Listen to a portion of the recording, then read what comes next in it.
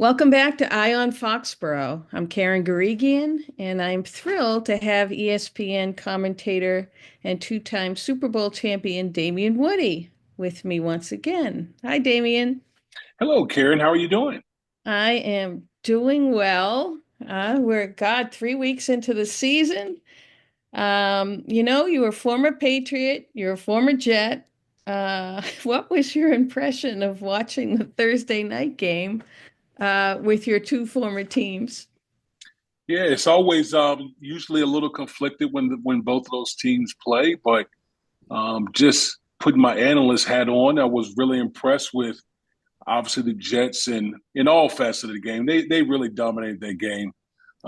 Aaron Rodgers seems like he's starting to round into form a little bit. Clearly, his mobility was on display, his accuracy, his command of the offense. The Jets really did a really good job off both in all three phases. But Aaron Rodgers was the story of that game. Defensively, they didn't allow the Patriots to kind of run the football, and they took that away. And I think once you get on top of the Patriots, it kind of takes them out of what they want to do: run the football, play good defense.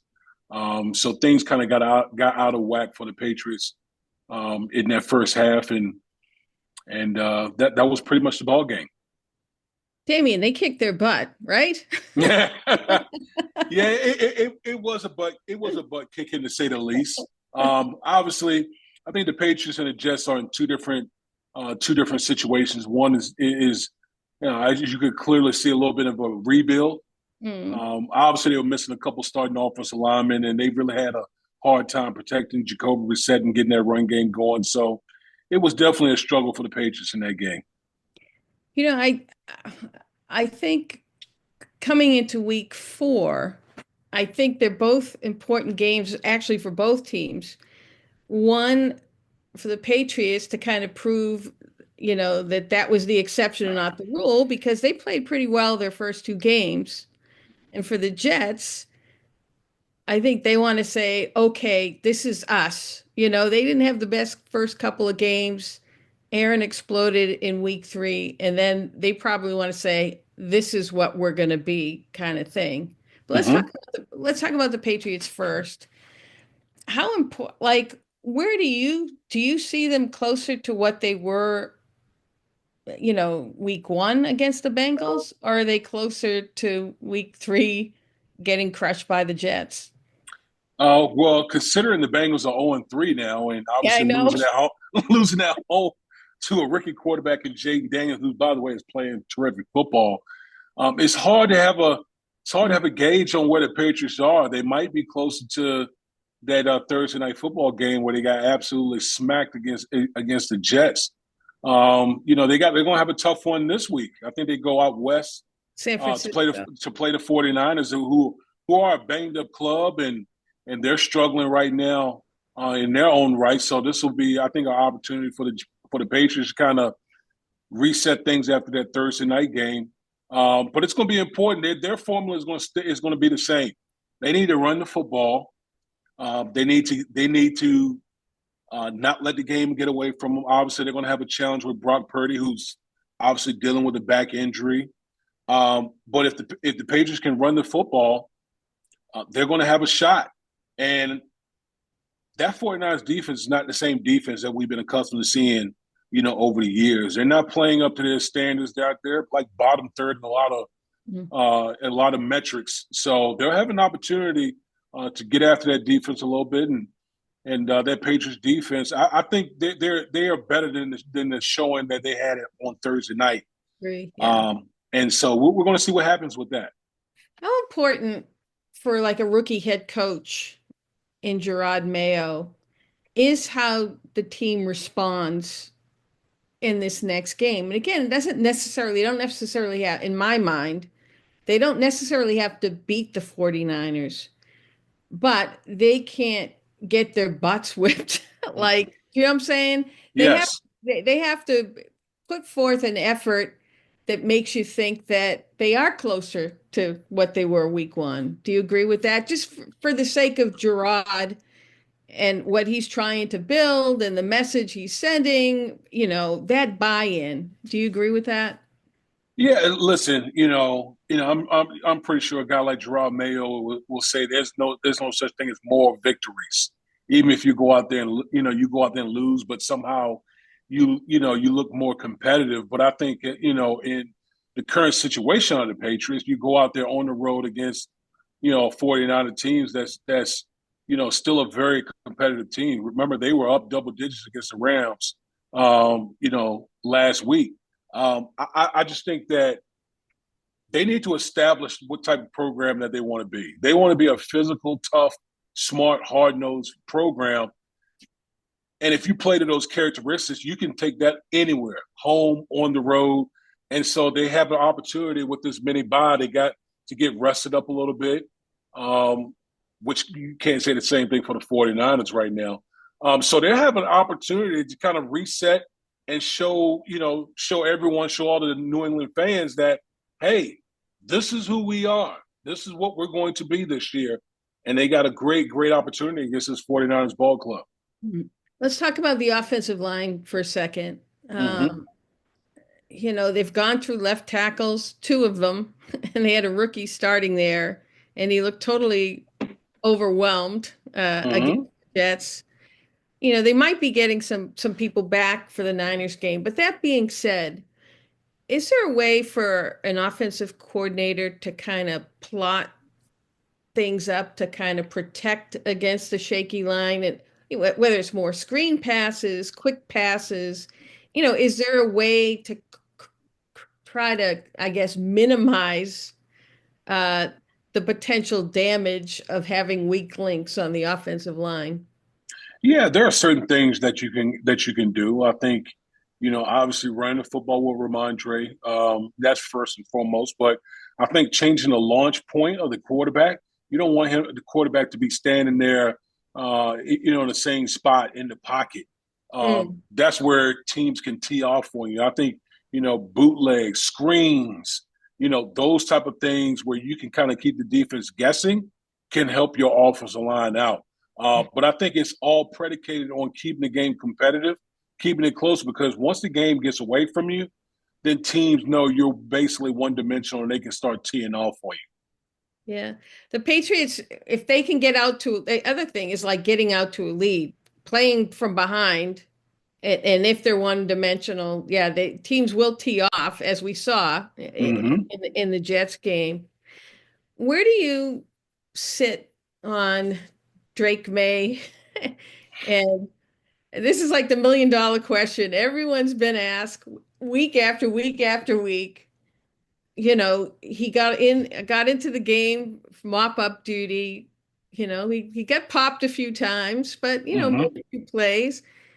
Um, do the Patriots need to continue to sit on him until there's a more respectable offensive line in front of him? That's a great question. I think that when he's ready, then you put him in. When he's ready, it's not going to be the ideal situation.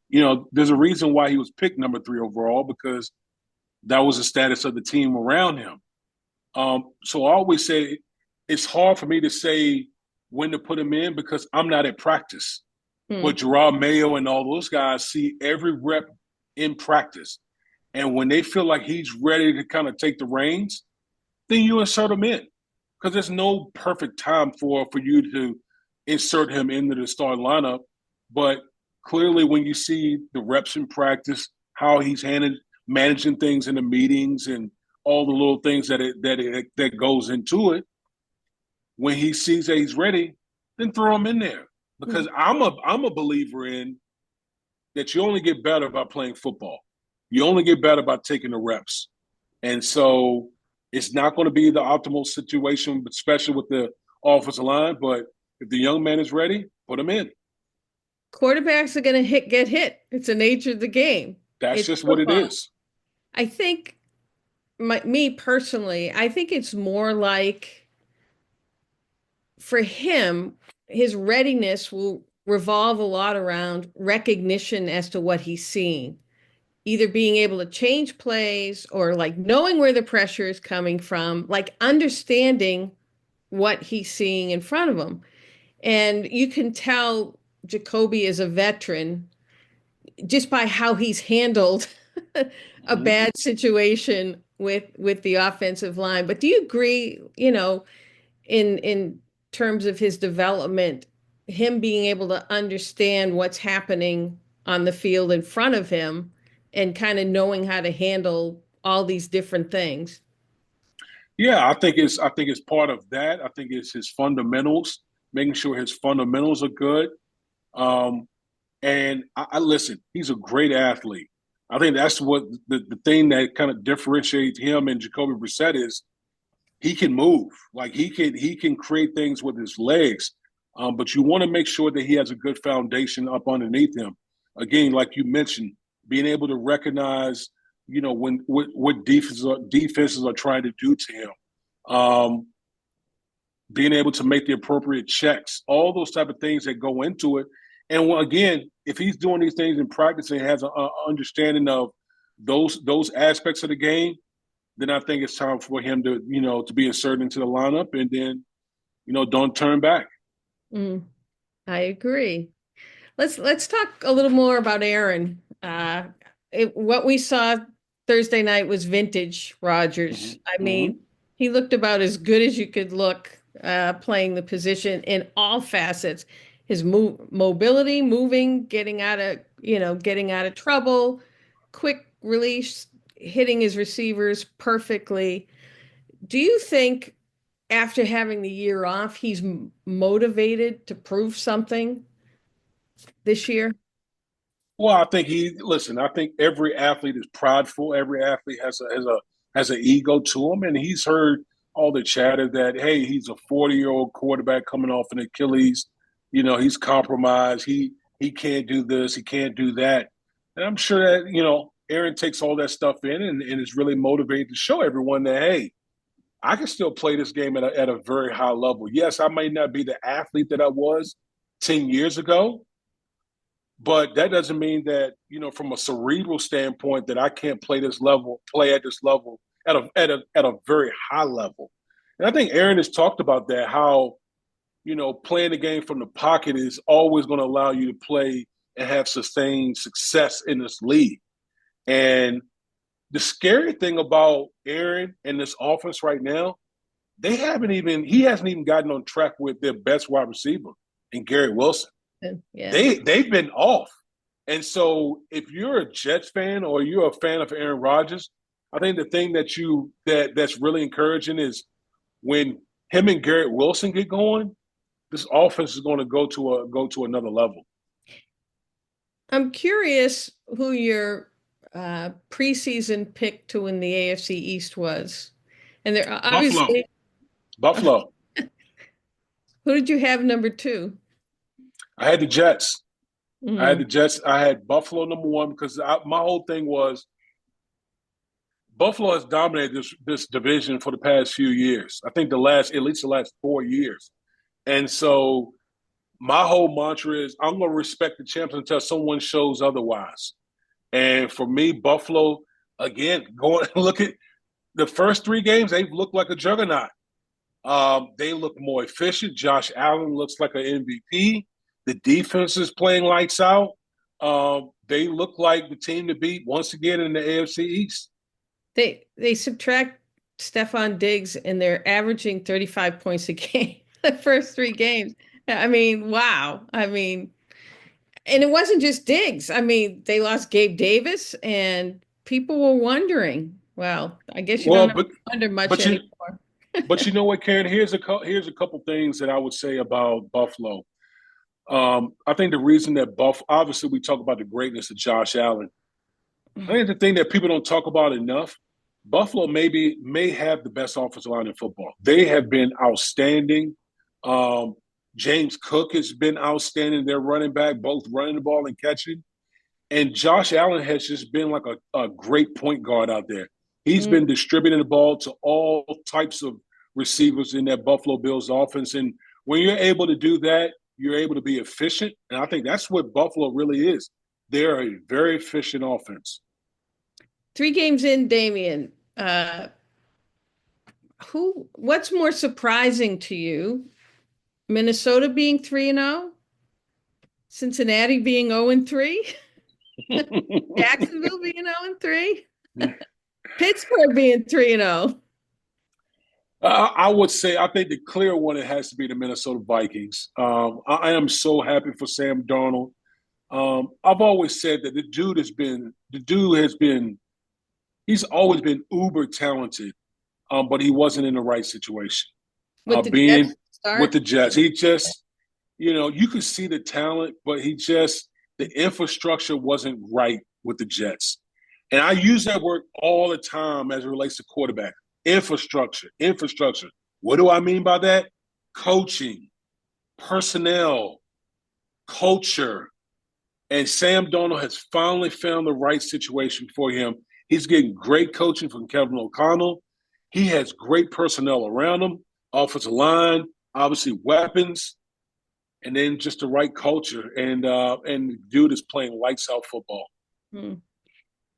I agree. And it's good to see. You feel good for that, because he was much maligned following his seeing Mm-hmm. those Jets career. That's right. That's I right. know, I know the Patriots had a hand in that, and Bill Belichick did, but Yep. you're right. The talent was there, and he just needed the right situation, or 3 games in anyway. Cincinnati at 0-3, are they out of it? The numbers would say yes. Listen. I know this league, and no one has like pulled away, but I think like only 6 teams has made the playoffs after going 0-3. That is a tough, tough ordeal to come back from. I know they have Joe Burrow, but their defense, my gosh, their defense has just been putrid. And unless they get that fixed and get it fixed in a hurry, they're not going anywhere. Hmm. So right now, if I had to make a guess, I think you have to stick a fork in Cincinnati. Whoa. How about Jacksonville? Yeah, Jacksonville's done. They're done. I mean, I think they've lost, counting last night, 8 in a row, dating back to last year. This team is in free for all, and it's kind of shocking considering this is not like they just paid Trevor Lawrence this offseason, all that money. They have talent on this team, but again, when you've been in free for all going back to last year, they need some type of shakeup. Something has to change to kind of wake up that franchise. Well, here's a segue for you. Um, where do you see media superstar Bill Belichick ending up? Where, my God, he's everywhere. Yes, he is. And He I is. enjoy listening to him, but we all know that this man wants to coach. Yep. Uh, where do you see him ending up? Or give me like your top 3 places. Oh boy, I will say that I'm gonna preface this. He's not going anywhere that doesn't have a quarterback. Mhm. He needs a quarterback. I will say this: definitely keep an eye on Dallas. Mm. I think the NFC East is near and dear to his heart. Obviously, with his days with the New York Giants, if something opens up in the NFC East, I can see him pouncing in that division. Jacksonville could be a situation. I mean, listen, Trevor Lawrence is getting paid a bunch of money, but he's still a very talented quarterback. Mm. I could see something like that. Oh, what would be a third option? That's a tough one, but for me, those two situations I have seems another like a. one. I'm listening.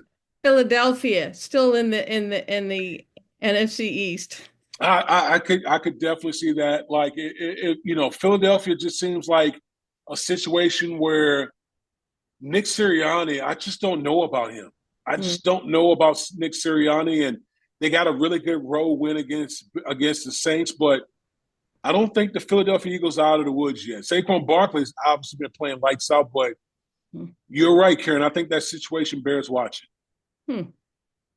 Well, finally, do you think something might happen in season, or what will it be postseason? For the For, Philadelphia Eagles for or for any. any of the, do you see somebody grabbing Belichick midway through? Oh man, I hope so. I do. Because I love drama. I think I've always said the NFL is the best reality TV show out there. Yes, someone's going to get fired during the season. That Jacksonville situation. I mean, think about it. They're on an 8-game losing streak dating back to last year. If they keep free falling, don't you have to make a change?